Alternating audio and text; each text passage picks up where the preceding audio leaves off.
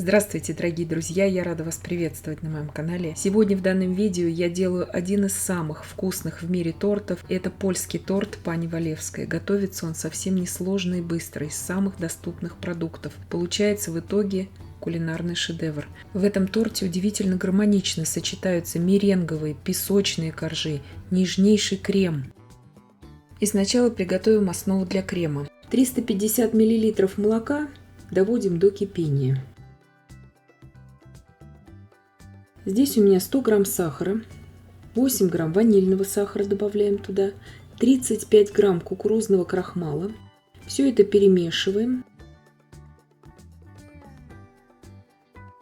150 мл холодного молока, 2 яйца среднего размера, весом без скорлупы, яйца и на бисквит, и на крем примерно по 50 грамм.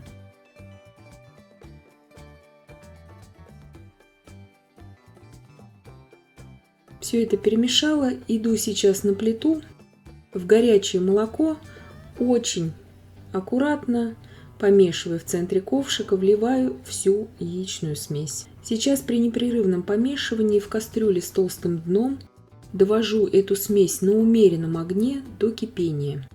Как только пойдут вот такие характерные первые пузыри, провариваю примерно еще 20 секунд и снимаю с огня. Переливаю сейчас в ту емкость, где она у меня будет остывать, эта смесь. Ей нужно дать остыть до комнатной температуры. Итак, для коржей я разделяю 6 яиц на желтки и белки. Белки пока отставим в сторону и замесим песочное тесто с желтками. Здесь у меня сухих ингредиентов 330 грамм муки просеянной, 1 чайная ложка разрыхлителя и щепотка соли. Туда же я натираю очень холодного сливочного масла 160 грамм. Все это я перетираю сейчас до однородности, и масло, и муку с солью и разрыхлителем. Масло должно быть очень холодным здесь. Все это можно замешивать при помощи миксера и в планетарном, и с помощью ручного миксера это можно делать с насадкой крюк. Тогда тесто, конечно, будет более равномерным и гладким. Я же здесь показываю самый элементарный вариант замеса. Также можете порубить его ножом, это масло, если вы не любите натирать на терке. Но здесь все это делается элементарно, просто и быстро. Добавляю туда 8 грамм ванильного сахара и 50 грамм сахара. Все это перемешиваю до однородности, сахар уже быстро вмешивается. Желтки сейчас добавляю сначала половину желтков, но у меня не получилось, потому что у меня один растекся, добавляю сразу 4. Именно для того, чтобы промешались все желтки, так как они без белков здесь у нас, и замешиваю вручную это тесто, чтобы не было таких желтых вкраплений потом в тесте от желтков. Когда мы целое яйцо добавляем, замешивается проще, чем с желтками. Тесто должно быть вот таким не сухим, но в то же время очень хорошо держать форму. Если при этой граммовке, так как мука у всех разная, вам покажется, что тесто плохо объединяется, оно очень сухое, добавьте туда 1 столовую ложку сметаны. Беру здесь лист бумаги для выпечки, сразу выкладываю на него все тесто, примерно формирую такой прямоугольник из него сейчас. Если замешивать, конечно, в миксере, тесто будет более равномерным. И не будет у него вот таких характерных мелких трещинок. Но я показываю здесь самый элементарный вариант. Под противень 42 на 32 сантиметра я полностью обрезала этот корж, вилкой не накалывала и убрала выпекаться на 8-10 минут при температуре 200 градусов Цельсия без конвекции. Просто слегка подпеку этот корж и сразу вынимаю из духовки. 100 грамм грецких орехов я нарубила ножом. Вместо грецких орехов, конечно, здесь можно брать миндаль, но я беру грецкие, идеально сочетаются эти коржи с грецкими орехами. Когда корж немножко подостыл, я наношу на него 400 грамм варенья из черной смородины. Вы можете другой какой-то кислый джем брать, все на ваше усмотрение. Самое главное, чтобы или варенье, или джем, который вы будете использовать, не были жидкими. Корж здесь, если вы будете в миксере замешивать тесто, следует наколоть вилкой. Так как у меня были такие трещинки, я не накалывала. Теперь пришло время взбить белки. 6 белков, щепотка соли, 16 грамм ванильного сахара туда добавляю. Взбиваю до такой пышной пивной пены. Сейчас я добавляю туда 300 грамм сахара. Сахар добавляю порциями.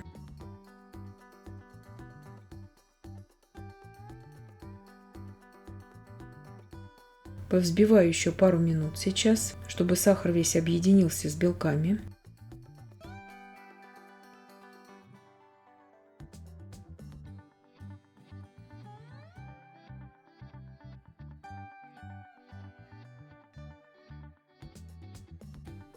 И добавляю туда 1 грамм лимонной кислоты. Вы же можете, если у вас нет лимонной кислоты, добавить 1 чайную ложку лимонного сока. Будет легкая кислинка в меренге, очень хорошо будет сочетаться, и меренга будет более устойчивая и плотная. Это очень важно для выпекания.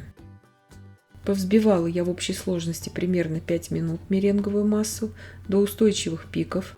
Добавляю туда 2 столовые ложки с горкой кукурузного крахмала. И все очень быстро перемешиваю. Ничего здесь долго не жду и не взбиваю. Просто перемешиваю миксером. Вот я в реальном времени показала, сколько я по времени смешивала крахмал и белковую массу. Перекладываю сейчас для удобства все это в кондитерский мешок. И буду наносить уже вот на этот корж с вареньем. Если у вас нет кондитерских мешков, можно использовать пакеты для замораживания продуктов пищевых. Они также очень хорошо держат всю эту массу, они плотные, как правило. Удобнее всего, конечно же, наносить вот именно из мешка, но если у вас нет ни мешков, ни пакетов, вы можете 2 ложками также наносить, но будет менее удобно, потому что у нас слой варенья внизу. Сейчас распределяю все нарубленные орехи и убираю выпекаться с конвекцией при температуре 200 градусов Цельсия на 12-15 минут. Теперь уже пеку с конвекцией, с обдувом. Корж печется очень быстро, поэтому я и сказала, что торт делается очень просто и быстро. Корж у меня испекся, даю ему полностью остыть сейчас. Аккуратно его отделяю от бумаги для выпечки. Торт получается нежнейшим. И вот так очень удобно линейкой, чтобы не ножом, а именно линейкой. Вот так как бы разрубаю я его надвое, потому что мне придется сейчас накрыть вторым коржом сверху. Примерно лист А4 по размеру получается этот торт. 200 грамм размягченного сливочного масла взбиваю пару минут. Добавляю туда теперь всю остывшую до комнатной температуры заварную основу. Примерно по 2 столовые ложки я вмешиваю в масло. Взбивать это не нужно долго. Чем дольше взбивается проваренный крахмал, тем более жидкой становится впоследствии масса. И температура обеих масс, и масла сливочного, и заварной основы должна быть не менее 25 градусов Цельсия. Это залог того, что крем у вас не расслоится.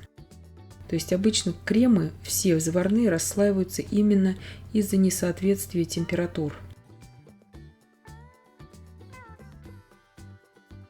Выкладываю аккуратно вот так столовой ложкой на нежнейший меренговый корж.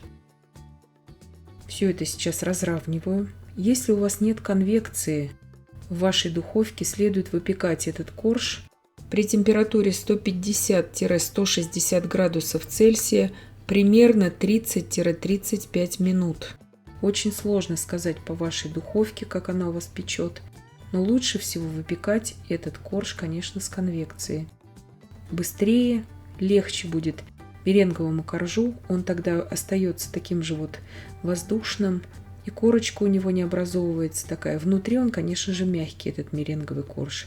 Слегка корочка будет, как у меренгового рулета, сверху. Разравниваю сейчас весь крем. Выкладываю второй корж аккуратно вот так вот. И убираю в холодильник минимум на 3 часа. Крем сейчас схватится, конечно, в холодильнике. Если вы хотите подавать этот торт как порционные пирожные, его следует достать из холодильника, сразу нарезать и оставить в таком виде постоять примерно 20-30 минут при комнатной температуре.